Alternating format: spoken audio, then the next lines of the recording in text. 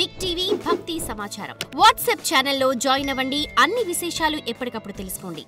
గురుగారు, మల విసర్జన చేసిన తర్వాత మళ్ళీ అయ్యప్ప స్వాములు స్నానం చేయాలా? అవునండి, మల విసర్జన చేసినప్పుడు స్నానం చేయాలంటే వాళ్ళు ఆఫీస్లోనూ ఉద్యోగంలోనూ ఎక్కడో ఉంటారు, పొరపాటుగా వచ్చేస్తారు, వాళ్ళు సన్నిధానం దగ్గర ఉండదు, బట్టలు కూడా దగ్గర ఉండదు. పొరపాటుగా మనం తీసుకునే ఆహారం వల్ల ఈ మల విసర్జనలో ఛాన్సెస్ అండి, దర్ ఈస్ అ ఛాన్స్. చాలా తక్కువ అయ్యప్ప దీక్షలు ఉన్నప్పుడు తక్కువ ఉంటుంది. కానీ కొంతమంది, స్వామి మా ఆవిడ మొక్కుకున్నదండి మైసూర్ బజ్జీ పెట్టాలి, మా ఆవిడ మొక్కుకున్నదండి పూరి పెట్టాలి, ఈ ఫోర్సబుల్ ఫుడ్ తింటారు చేస్తారా, అది అవాయిడ్ చేయండి. మల విసర్జన రాదు. ఒకటి వచ్చిందనుకోండి, అప్పటి నుంచి ఆహారం తినకండి, స్నానం చేసి పూజ చేసేంత వరకు. మీరు చెప్పారు కదా అని చెప్పి నేను స్నానం చేయాలంటే మీ వృత్తి అక్కడ లీవ్, మీ మేనేజర్ ఇంటికి పంపించేస్తాడు, పోరబాబు నువ్వు దీక్ష చేసుకొని. మీరు అప్పటి వరకు వృత్తి చేయండి, ఇంటికి వచ్చాక మళ్ళీ స్నానం చేసి తల స్నానం చేసి అది చేసుకోండి. శరణమయ్యప్ప. గురుగారు, మాల వేసుకున్న వాళ్ళు ఎవరైతే ఉంటారో వాళ్ళని కూడా సాక్షాత్తు అయ్యప్ప స్వామిగానే భావిస్తూ ఉంటాం. అయితే వాళ్ళకు కూడా ఇంట్లో భిక్ష పెట్టాలి అంటే, ఇంట్లో మాల వేయకపోయినా సరే భిక్ష పెట్టాలి అనుకుంటూ ఉంటారు. వాళ్ళు ఎలాంటి నియమాలు పాటించాలి? ఏమండి, స్వామి అయ్యప్ప స్వామి మాల వేసుకున్న వాళ్ళు మన ఇంటికి వస్తున్నారు, భిక్షకు వస్తున్నారంటే ఒక 2-3 రోజుల నుంచి మనం శుద్ధిగా ఉండాలండి, తప్పదండి. అందరూ అన్ని రకాలుగా ఉంటారు కదా, అయ్యప్పుడు పర్ఫెక్ట్గా ఉంటారు, మనం కొంచెం ఇన్బ్యాలెన్స్గా ఉంటాం కాబట్టి కొంచెం పర్ఫెక్ట్గా ఉండాలి. స్వాములు వస్తున్నారు కాబట్టి ఇల్లంతా శుచి శుభ్రంగా ఉండాలి, కడిగి తుడిచి. అయ్యప్పలు అందరూ వస్తున్నారు కాబట్టి వాళ్ళకి చక్కటి స్పైసీ లేకుండా, గార్లిక్ లేకుండా, ఏ విధమైనటువంటి ఆయిల్ ఫుడ్స్ లేకుండా భోజనం పెట్టి, వాళ్ళకి రాగానే కాలు కడుక్కోవడానికి నీళ్ళు ఇచ్చి, వాళ్ళని కూర్చోబెట్టి చక్కగాను, వాళ్ళు మీరు సోఫాల్లో ఒక క్లాత్ ఉన్న సోఫాలంతా కూర్చోకూడదు. ఎందుకంటే ఇంట్లో ఉన్న వాళ్ళు అందరూ అన్నింటిలో కూర్చుండగా అన్ని పక్క జరిపేసి ఓ చాప వేయడం, లేదా ఉతికిన బెడ్షీట్ ఒకటి వేసి కింద కూర్చోబెట్టి వాళ్ళకి ఆకు వేసి చక్కగా భోజనాలు అంతా పెట్టి, చేతులు కడుక్కున్న తర్వాత వాళ్ళకి పాదాలు ముట్టుకోకూడదు. ఆడవాళ్ళు స్వాముని పాదాలు, ఏ స్వాములు, ఈ మాల వేసుకునే వాళ్ళు కదా, వాళ్ళ ఎవరైనా ఆడ స్వాములు, మాత స్వాములు అయ్యప్పటి పాదాలు ముట్టుకోకుండా చేయండి. తప్ప రైట్ అనే డిస్కషన్కి రావద్దు.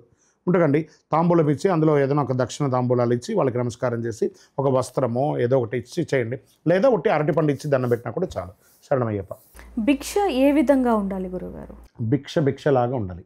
భిక్ష అంటే ఏంటి అర్థం? భిక్ష భవతి భిక్ష అందదాతో ఒక చిప్ప పెట్టుకొని తిరుగుతాను కదా, అందులో ఎన్ని రకాలు పడతాయి? ఒకటే పడుతుంది. అన్నం పెట్టగానే సాంబార్ కడుతారు, ఇట్లే ఉంటుంది కదా. పప్పు పడతారు, అన్నీ ఒక కుప్పగా అవుతుంది కదా. అప్పుడు ఏమవుతుంది? అన్ని కలిపిన తర్వాత అది ఏమంటాం? ఒకటే ఐటమ్, సింపుల్గా ఒక ఐటమ్ తినండి. భిక్షగా తినగానే శరణమయ్యప్ప. గురుగారు, అంటే ఇందాక మనం అనుకున్నాం కదా భిక్ష విషయంలో, అసలు ఎలాంటి ఆహార పదార్థాలు ఉండాలనేది ఒక్కసారి. ఆయిల్ ఫుడ్ ఖచ్చితంగా తినకూడదు. సాత్వికమైనటువంటి ఆహారం, ఉల్లిపాయలు, వెల్లుల్లిపాయలు, గరం మసాలాలు వాడకూడదు. కూరగాయలు, పండ్లు ఎక్కువ శాతం కన్జ్యూమ్ చేయండి. కొంచెం అన్నం, ఎక్కువ కూరలు తినండి. బాగా అరిగిపోయే ఆకుకూరలు, మంచి ఆహారానికి ఆరోగ్యపరమైన కూరలు. కాకరకాయ తినండి, ఆరోగ్యం కూడా బాగుంటుంది. శరణమయ్యప్ప. గురుగారు, మణికంఠునికి అభిషేకం చేసే సమయంలో ఆడవారు కూడా పాల్గొనవచ్చు? ఖచ్చితంగా పాల్గొనాలండి. మీ ఇంటికి మీరు పూజ చేస్తున్నారంటే మీ శ్రీమతి అర్హత లేకుండా మీరు పూజ చేస్తారా? తప్పులే కదా. అందరూ మా పూజలు అంతా చూడండి, ఇప్పుడు అందరూ చేసేది అదే. ప్రతి ఒక్కరు స్వామికి అభిషేకం చేయాలి. వాళ్ళందరూ పూజ చేస్తుంటే ఆ మహిళలందరూ ఆనందపడిపోతారు. ఆహా, మా ఇంటికి అయ్యప్ప వచ్చేస్తాను, మంగళారతి తీసుకొని చక్కగా వచ్చి పూజలు చేసి, మనకంటే కూడా మన ఆడవాళ్ళు ఎక్కువ శ్రద్ధాభక్తులతో ఉంటారండి. చేయాలండి. అయ్యప్ప ఋతుచక్రం తీరిన వాళ్ళే అక్కడికి రావద్దన్నారు, కానీ మీ ఇంటికి వచ్చిన అయ్యప్పకి చేయకూడదని అన్నాడా? అయ్యప్ప అనుకుంటేనే కదా మీ ఇంటికి వచ్చాడు, అంటే అమ్మ స్వాముల కోసమే కదా వచ్చాడు. చేయాలి, తప్పదు. శరణమయ్యప్ప.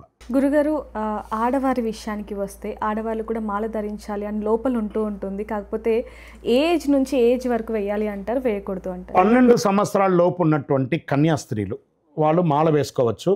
తర్వాత 55 సంవత్సరాల తర్వాత ఉన్నటువంటి స్త్రీలు మాల వేసుకోవచ్చు. ఋతుచక్రం లేని వాళ్ళు మాల వేసుకోవాలని ఒక శాస్త్రం ఉందండి.